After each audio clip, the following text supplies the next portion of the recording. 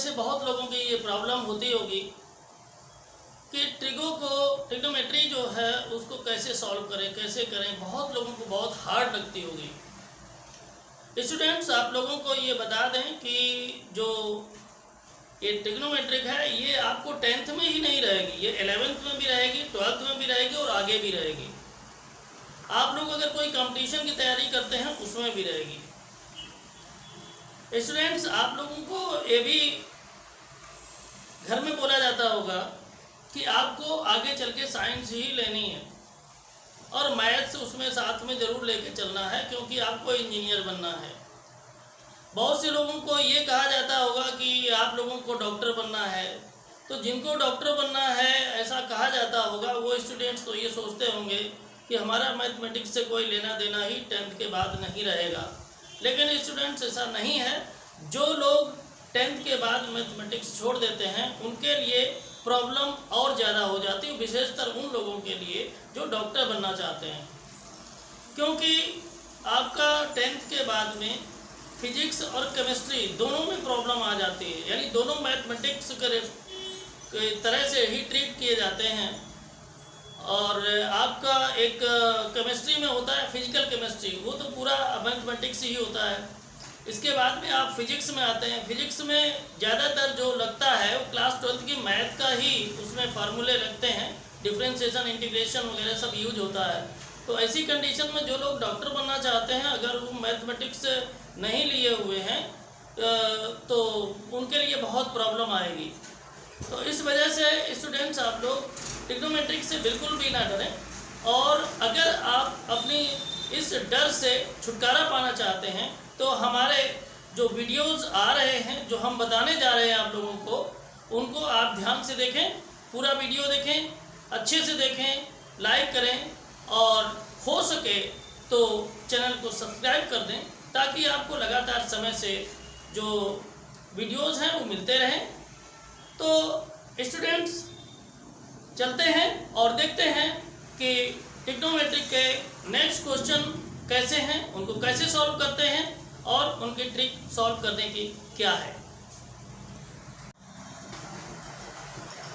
तो स्टूडेंट्स, ये question number 16 RS Agarwal class 10th की मैथमेटिक्स का 3A एक्सरसाइज का 16th क्वेश्चन है। तो आप इसमें देखें क्या है, 1 + tan square theta upon 1 + sec theta equal to sec theta.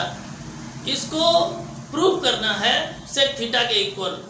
अब जैसे ही आप लोग देखेंगे स्टूडेंट, तो आपको ये प्रॉब्लम होगी कैसे सॉल्व होगा, कुछ समझ में नहीं आता क्या करें। तो स्टूडेंट्स, यही सोचना है कि क्या करें।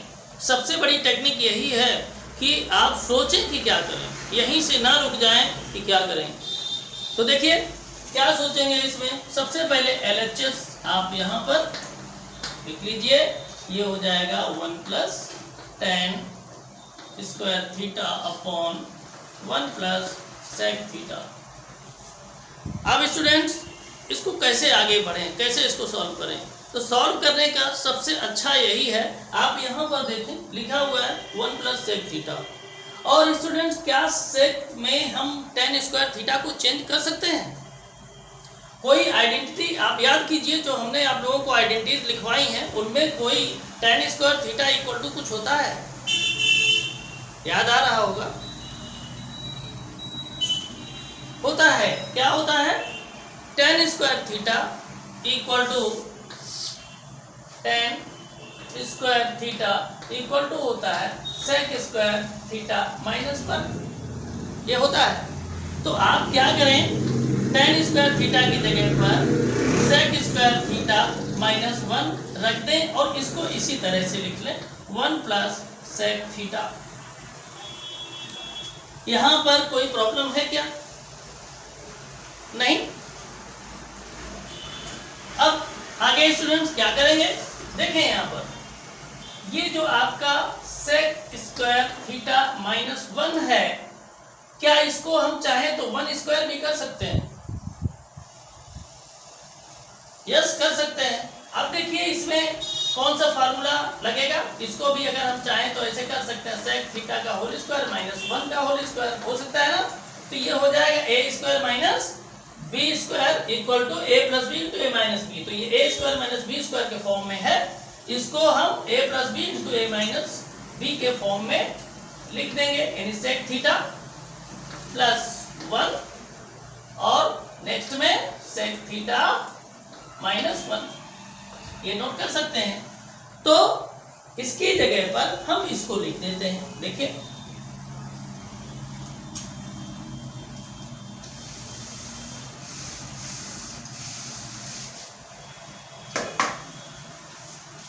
One plus sec theta plus 1, next में सेक थीटा माइनस 1 अपॉन हो जाएगा, इसको 1 प्लस सेक थीटा लिखा हुआ है, इसको हम चाहें तो सेक थीटा प्लस 1 भी लिख सकते हैं, कोई फर्क नहीं पड़ेगा, और इससे ही कैंसिल आउट हो जाएगा। तो क्या बचेगा? 1 प्लस सेक थीटा, ब्रैकेट को ओपन करते हैं, सेक थीटा माइनस 1। तो स्टूडेंट्स अब आपको लग रहा है कि क्वेश्चन का आंसर आने वाला है। देखिए 1 से 1 कैंसिल हो जाएगा, बचेगा क्या? Sec theta. यही आपको प्रूव करना था। कोई प्रॉब्लम है क्या स्टूडेंट्स?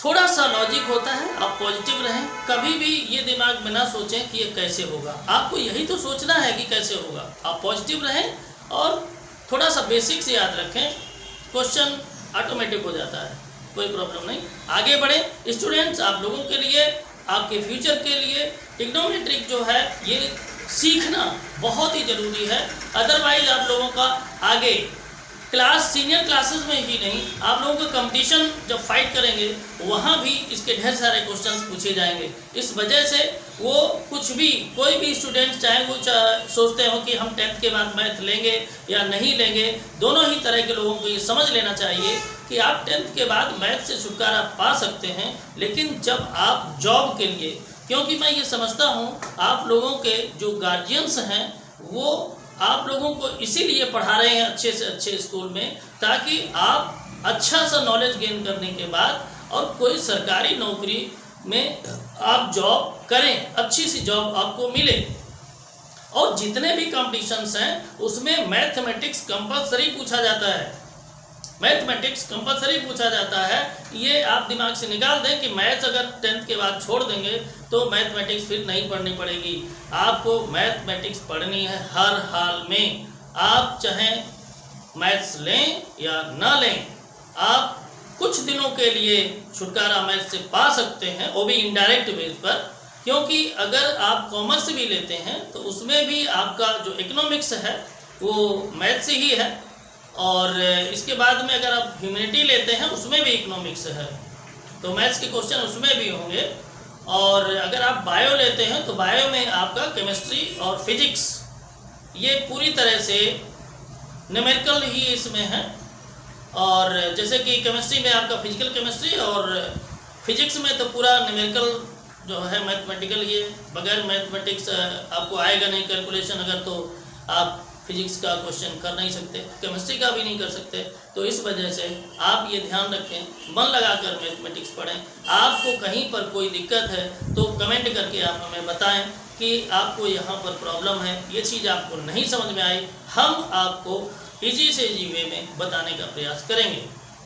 तो स्टूडेंट्स हम लोग चलते हैं नेक्स्ट क्वेश्चन की तरफ। तो स्टूडेंट्स ये रहा क्वेश्चन नंबर 17। इसमें प्रूव करना है tan square theta upon 1 plus tan square theta plus cot square theta upon 1 plus cot square theta equal to 1। Left hand side लिख करके लेफ्ट का जो पार्ट है उसको नोट कर लेंगे, tan square theta upon 1 plus tan square theta plus cot square theta और 1 plus cot square theta.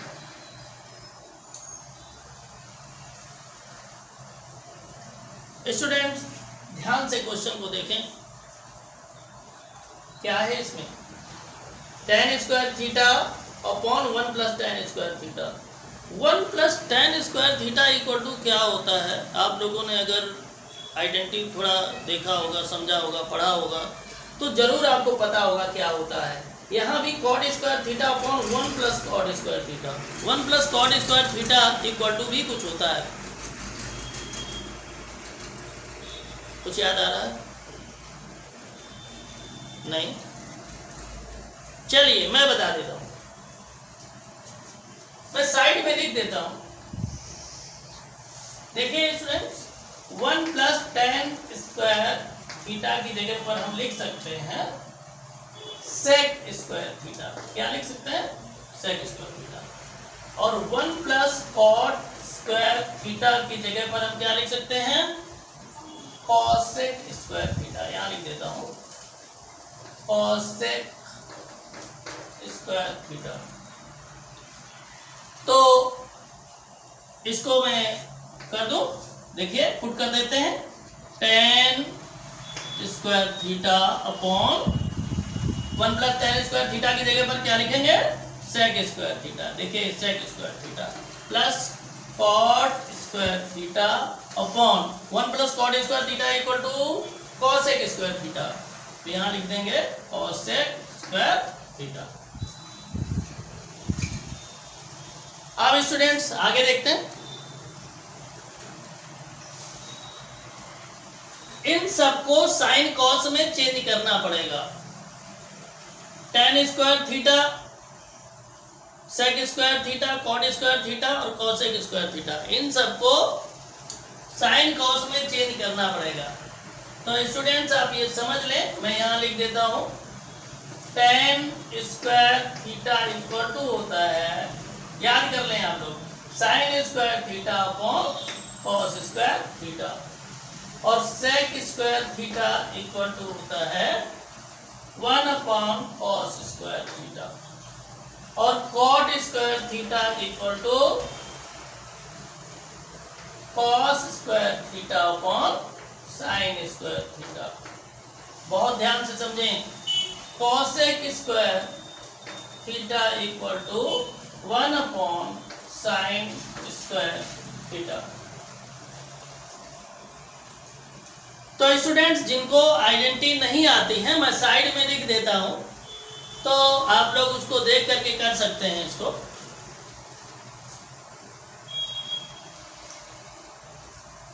तो देखें, ये हो जाएगा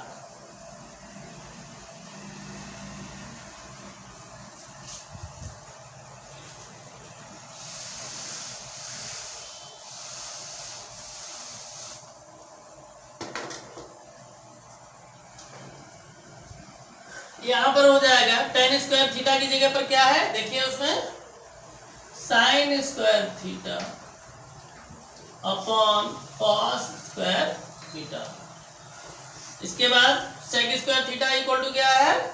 1 अपॉन कॉस स्क्वायर थीटा। यहां रख दीजिए 1 upon cos square theta plus यहां हो जाएगा cot square theta equal to cos square theta upon sine square theta. तो ये जो है cos square theta upon sine square theta. इसके बाद है cosec square theta equal to, ये हो जाएगा cosec square theta equal to 1 upon sine square theta. यहां लिख देते हैं 1 अपॉन साइन स्क्वायर थीटा।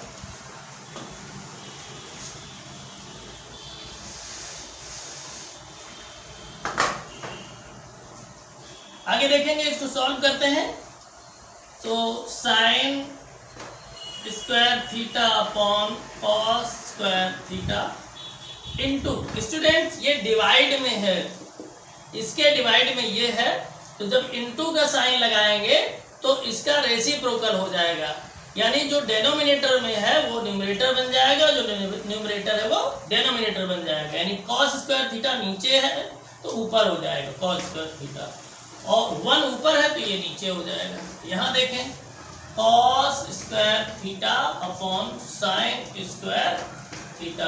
अब इसको अगर वो इसी तरीके से करेंगे तो साइन स्क्वायर थीटा नीचे है तो ये ऊपर जाएगा, तो हो जाएगा साइन स्क्वायर थीटा अपॉन ये 1 ऊपर है तो नीचे आ जाएगा।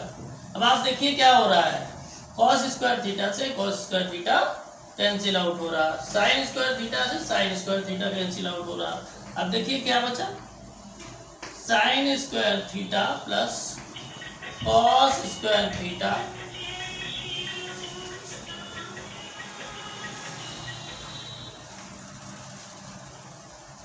अब आप जानते हैं कि sine square theta plus cos square theta equal to क्या होता है, 1 होता है स्टूडेंट्स, याद रखेंगे। Sine square theta plus cos square theta equal to 1, ये आइडेंटिटी है। और स्टूडेंट्स यही हम लोगों को प्रूव करना था। तो देखा कितनी आसानी से क्वेश्चन सॉल्व हो रहे हैं स्टूडेंट्स। इसी तरीके से आप जो ये इंफॉर्मेटिव वीडियो हैं देखते रहें, और आप देखेंगे कि आपको पता भी नहीं चलेगा कि ट्रिग्नोमेट्री आप कब सीख गए। बार बार जो लोग फार्मूले नहीं याद कर पा रहे हैं, कोई प्रॉब्लम नहीं। बहुत से लोग सोचते हैं कि फार्मूले हमें याद ही नहीं होते, हम क्या करें। तो उसका एक तरीका यही है कि आप बार बार क्वेश्चन को सॉल्व करते रहें, बार बार उसको यूज करते रहें। जैसे जैसे फार्मूले बार बार यूज होंगे, धीरे धीरे करके वो सब याद हो जाएंगे, आपको पता भी नहीं चलेगा। इस वजह से आप लोग परेशान ना हो कि फार्मूले याद नहीं हो रहे तो क्या करें। बस आप लगातार क्वेश्चन को सॉल्व करते रहिए, और जो भी फार्मूले यूज होते हैं क्वेश्चन में वो हम साइड में इधर लिख देते हैं। तो आपको ये भी प्रॉब्लम नहीं कि ये कहाँ से आ गया, कैसे आ गया। बस आप लोग ध्यान रखें, अच्छे से पढ़ते रहें, प्रैक्टिस करें, बार बार रिवाइज करते रहें, और आगे इसी तरीके से हम आपके लिए वीडियोस बनाते रहेंगे। पूरा सिलेबस कंप्लीट करवाएंगे, समय से कंप्लीट करवाएंगे, बोर्ड की कंप्लीट तैयारी करवाएंगे। आप बिल्कुल निश्चिंत रहें, आपकी प्रॉब्लम हमारी प्रॉब्लम है। तो आज के लिए इस वीडियो में इतना ही, फिर मिलेंगे अगले वीडियो में। तब तक के लिए बाय।